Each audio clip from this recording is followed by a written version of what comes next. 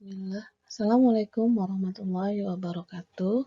Hari ini kita akan bahas IPS tentang garis lintang dan garis bujur serta kenampakan-kenampakan alam yang ada di wilayah Indonesia pada tema 9 benda-benda di sekitar kita. Bisa anak-anak perhatikan, di sini Ibu akan bahas letak astronomi yang ada di Indonesia. Letak astronomi itu artinya adalah suatu wilayah yang berdasarkan garis lintang dan garis bujur. Garis lintang sendiri adalah garis hayal pada peta, atlas, atau globe yang melintang horizontal dari barat ke timur atau sebaliknya. Sedangkan garis bujur adalah garis hayal pada peta, atlas, atau globe yang membujur vertikal dari utara ke selatan atau sebaliknya. Di Indonesia sendiri, letak astronominya berada pada 95 derajat bujur timur sampai 141 derajat bujur timur dan 6 derajat lintang utara sampai 11 derajat lintang selatan. Ini lebih jelas lagi.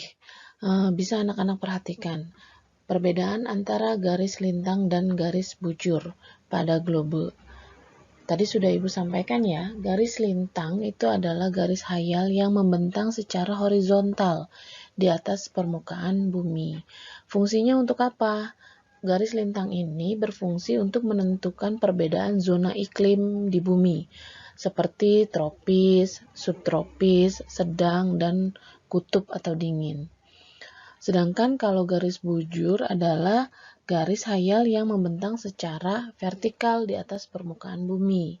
Bisa dilihat melalui globe di gambar tersebut. Fungsinya untuk apa? Untuk garis bujur, fungsinya adalah menentukan bagian waktu di seluruh permukaan bumi. Setiap jarak 15 derajat ke arah bujur timur atau barat akan menunjukkan selisih waktu yang sebanyak 1 jam atau bisa juga disebut 60 menit. Tentang garis lintang dan garis bujur itu ada soal di halaman 99 Bu Pena, silakan anak-anak kerjakan ya. Sekarang kita akan bahas tentang garis khatulistiwa. Indonesia merupakan salah satu negara yang dilalui oleh garis khatulistiwa. Garis khatulistiwa ini bisa disebut juga ekuador. Merupakan garis hayal yang membagi bumi menjadi dua belahan, yaitu bagian utara dan garis bagian selatan. Nah, garis khatulistiwa ini bertepatan dengan garis lintang 0 derajat. Wilayah yang dilalui atau berdekatan dengan garis khatulistiwa seperti Indonesia ini beriklim tropis, mendapatkan sinar matahari sepanjang tahun sehingga dapat selalu ditanami tumbuhan. Kondisi seperti inilah yang sangat baik untuk kehidupan berbagai jenis makhluk hidup. Karena Indonesia dilalui oleh garis khatulistiwa, Indonesia pun memiliki tugu khatulistiwa. Tugu tersebut berada di kota Pontianak yang dijuluki dengan kota khatulistiwa. Kota ini jadi ikon tersendiri. Bisa juga menjadi salah satu tujuan wisata. Tugu ini berada di Jalan Khatulistiwa, Kelurahan Siantan, Kecamatan Pontianak Utara, Provinsi Kalimantan Barat. Nama lain tugu ini adalah Ekuator Monumen. Mengapa di tugu ini berada di Pontianak? Karena berdasarkan garis yang melintang 0 derajat itu, setelah dilihat dan diukur wilayahnya itu tepatnya adanya di wilayah Pontianak. Makanya dibuatlah tugu khatulistiwa di wilayah Pontianak. Sekarang Ibu akan bahas tentang kenampakan alam. Kenampakan alam di Indonesia itu terdiri dari kenampakan alam yang beragam. Kenampakan alam tersebar di wilayah perairan juga ada di wilayah daratan. Ibu akan bahas contoh kenampakan alam wilayah perairan yang ada di Indonesia. Ini apa? Ya, ini gambar laut. Ini sungai, ini danau. Jadi, laut, sungai, danau merupakan contoh kenampakan wilayah perairan. Kita akan bahas satu-satu. Laut. Laut itu pengertiannya adalah kumpulan air asin yang memisahkan daratan yang satu dengan yang lainnya.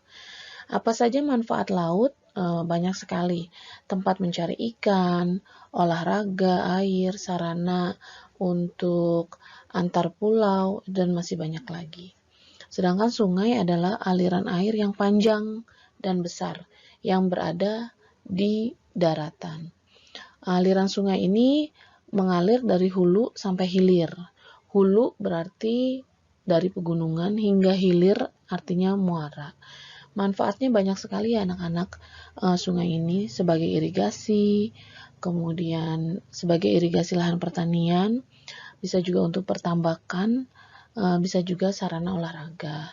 Namun di wilayah Indonesia, khususnya di Kalimantan, aliran sungai itu justru dimanfaatkan untuk dijadikan pasar terapung. Nah, ini gambar ini termasuk pasar terapung. Jadi wilayah Kalimantan itu pasarnya berada di atas sungai. Kemudian gambar yang ketiga adalah danau. Danau ini adalah cekungan luas yang digenangi air. Danau alami ini terbentuk melalui dua cara. Ini karena akibat pergeseran dasar bumi atau karena kawah gunung yang terisi oleh air hujan. Manfaat danau sebagai sarana olahraga, budidaya ikan air tawar.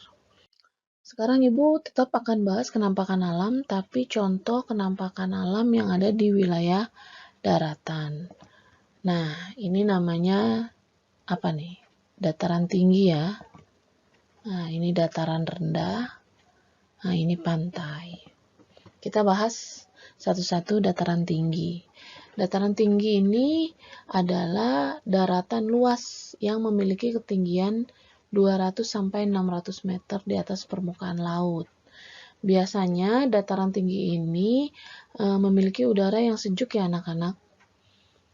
Kalau di wilayah kita yang berdekatan ya namanya puncak mungkin. Dataran tinggi ini dimanfaatkan sebagai tempat peristirahatan dan tempat wisata. Selain itu juga dimanfaatkan untuk perkebunan teh. Bercocok tanam di sana sangat subur. Kemudian kita bahas dataran rendah. Ini kebalikannya dari dataran tinggi, itu hamparan tanah luas yang memiliki ketinggian 0 sampai 200 meter di atas permukaan laut. Dataran rendah ini biasanya dia rata ya, sehingga bisa dimanfaatkan sebagai pusat kegiatan masyarakat, juga sebagai lahan pertanian, perkebunan, dan perindustrian, dan juga tempat mukim bagi sebagian besar masyarakat. Selanjutnya, contoh kenampakan alam di wilayah daratan adalah pantai. Nah, pantai adalah dataran yang berbatasan langsung dengan lautan. Nah, pantai ini memiliki tanah yang landai dan berupa pasir.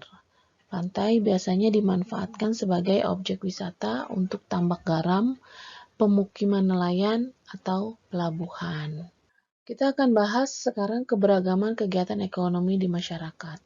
Dari kenampakan-kenampakan alam yang ada di Indonesia ini, maka anak-anak bisa memahami bahwa Indonesia memiliki keberagaman kegiatan ekonominya karena tergantung dari wilayah atau geografis yang ada di Indonesia. Ada dataran tinggi, ada dataran rendah. Maka perbedaan kegiatan ekonomi antara masyarakat dataran tinggi dan dataran rendah pun berbeda. Kita akan bahas tentang kegiatan ekonomi masyarakat dipengaruhi oleh kenampakan alam dan sumber daya alam yang ada di sekitar. Perbedaan produk hasil kegiatan ekonomi adalah potensi ekonomi yang dapat dikembangkan untuk meningkatkan kesejahteraan masyarakat suatu daerah. Bisa anak-anak perhatikan gambar di samping. Ini gambar salah satu contoh daerah yang berhasil mengembangkan produk unggulan daerahnya. yaitu Kota Garut. Nah, Kota Garut itu terkenal sekali dengan pengembangan industri kerajinan kulit dengan memanfaatkan bahan baku kulit sebagai bahan baku kulit sapi ya, dari peternak untuk menghasilkan bahan-bahan industri seperti jaket, tas, sepatu, dan masih banyak lagi. Untuk tugas kinerja, silakan anak-anak cari masing-masing 2 produk unggulan dari daerah asalmu. Kamu sebutkan kota apa, kemudian kerajinan atau produk unggulan dari daerah itu apa. Seperti itu ya anak-anak ya. Sekarang kita akan bahas pengaruh kegiatan ekonomi terhadap kesejahteraan masyarakat. Setiap manusia memiliki berbagai kebutuhan. Nah, kebutuhan tersebut dipengaruhi dengan cara manusia melakukan kegiatan ekonomi, baik berupa produksi, distribusi, maupun konsumsi. Ibu akan jelaskan satu-satu tentang kegiatan ekonomi ini. Yang pertama adalah produksi. Kegiatan yang dilakukan produsen berupa pengolahan bahan mentah menjadi bahan setengah jadi atau barang jadi. Kegiatan produksi dapat meningkatkan kesejahteraan masyarakat sekitar karena mendorong terciptanya lapangan pekerjaan. Kemudian, kegiatan ekonomi yang kedua adalah distribusi. Kegiatan ini dilakukan oleh distributor, berupa penyaluran barang hasil produksi kepada konsumen. Nah, kegiatan distribusi ini dapat meningkatkan kesejahteraan masyarakat. Pemerataan distribusi barang-barang produksi memudahkan masyarakat memperoleh kebutuhan sehari-hari. Yang terakhir adalah konsumsi. Kegiatan seorang konsumen untuk memanfaatkan atau menghabiskan nilai suatu barang atau jasa. Konsumsi membuat masyarakat dapat memenuhi kebutuhan hidupnya sehingga kesejahteraan pun dapat tercapai. Sekarang cara menghargai keberagaman kegiatan ekonomi yang ada di masyarakat. Wujud tindakan menghargai keberagaman kegiatan ekonomi di masyarakat bisa anak-anak perhatikan di sini. Yang pertama adalah menghargai barang yang dihasilkan oleh kegiatan ekonomi. Jadi kita harus bisa menghargai barang-barang yang dihasilkan oleh kegiatan ekonomi orang lain. Kemudian memberikan kesempatan dan kepercayaan kepada orang lain untuk melakukan usaha ekonomi secara mandiri. Selanjutnya, cara menghargai adalah memberi upah sesuai dengan kegiatan ekonomi yang sudah dilakukan. Terus, melakukan persaingan secara sehat. Dan yang terakhir, menggunakan barang buatan dalam negeri dalam kehidupan sehari-hari untuk meningkatkan kesejahteraan produsen dalam negeri.